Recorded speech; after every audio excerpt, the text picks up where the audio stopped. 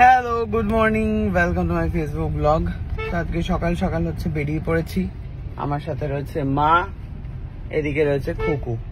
দুজনকে নিয়ে বেরিয়ে পড়েছি, তার কারণ হচ্ছে একটুখানি মাকে নিয়ে খাওয়াতে যাচ্ছি, আর একটুখানি চুলটাকেও রং করে দিতে হবে, দুখানা জিনিস একসাথে।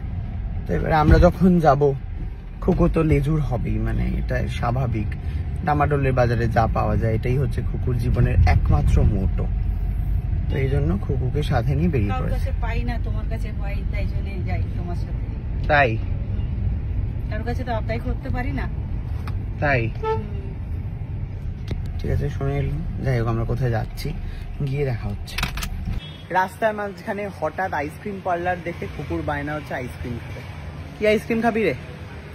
আমি তো চকোবার খাই। চকোবার তো এখানে পাওয়া যাবে না, কি খাবি তাহলে? চলো দেখি ভেতরে গিয়ে এসো।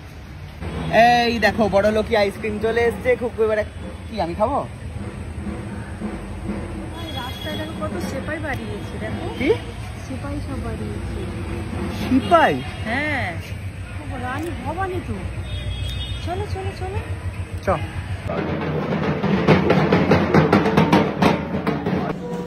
এই এমন শোভাযাত্রা দেখে আমরা সত্যি মুগ্ধ হয়ে গেছি। স্টার জলসায় আসতে চলেছে রাজরাজেশ্বরী রানী ভবানী, আর তারই শোভাযাত্রা চলছে। মনে হচ্ছে অষ্টাদশ শতকে ফিরে গেছি। সিপাহী থেকে শঙ্খধ্বনি, ঢাকের আওয়াজ, সব কিছু মিলিয়ে অসাধারণ পরিবেশ সৃষ্টি হয়েছে। সামনেই যে দুর্গাপূজা, আর দুর্গাপুজোর প্রারম্ভেই রানী ভবানীর আগমন। এমন অসাধারণ দৃশ্য দেখতে পাবো সত্যি কখনো ভাবিনি। ভাগ্যিস বেরিয়েছিলাম আজকে মা আর খুকুকে নিয়ে। এই দেখো, এখানে ধুনুচি নাচও হচ্ছে। কি যে ভালো লাগছিল, সব কিছু মিলিয়ে খুব আনন্দ করেছি, খুব মজা পেয়েছি। শোভাযাত্রা কিন্তু চলছে, আর এখানেই শুনতে পেলাম পালকিতে নাকি আছে রানী ভবানী। দেখব, অবশ্যই রানী ভবানীর সাথে দেখা তো আজকে করবই। আমি খুব এক্সাইটেড। পুরো মনে হচ্ছে পুরোনো দিনে ফিরে গেছি। পুরোনো দিনের মাঝখানে আমি, মা আর খুকু কেমন নতুন নতুন লাগছে।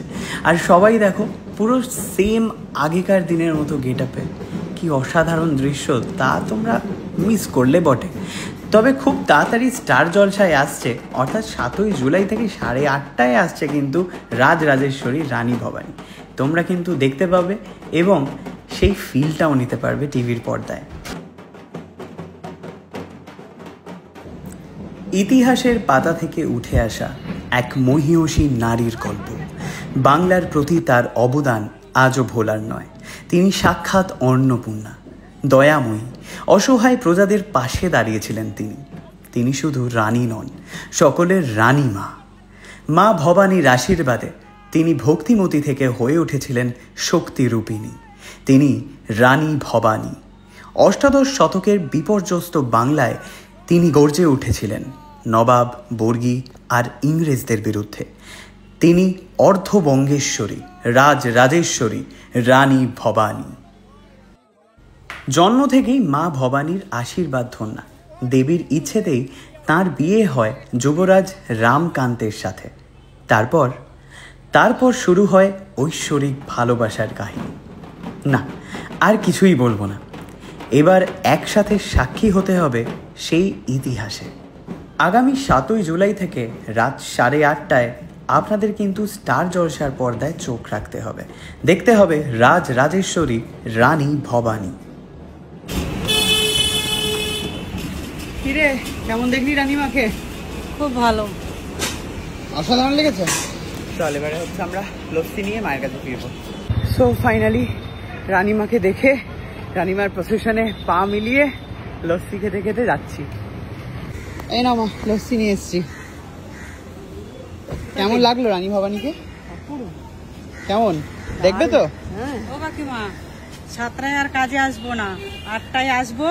8:30টার মধ্যে রান্না কমপ্লিট। 8:30টা থেকে রানী ভবানী দেখবো। বাহ, অসাধারণ। নিজের একটা ইয়ে সেট করে ফেলেছে। হ্যাঁ হ্যাঁ, রানী ভবানী এসেছি দেখতে। তা সিরিয়ালটা কেমন হয় দেখবো না, আমার তো ঘরে টিভি নেই। তা দেখে তো তারপরে যাবো। ঠিক আছে, আমাদের ঘরে দেখে নেব। ঠিক আছে, আর আপনারাও কিন্তু দেখবেন। হ্যাঁ, 7 তারিখ থেকে ঠিক সন্ধ্যে 8:30টায় স্টার জলসায়।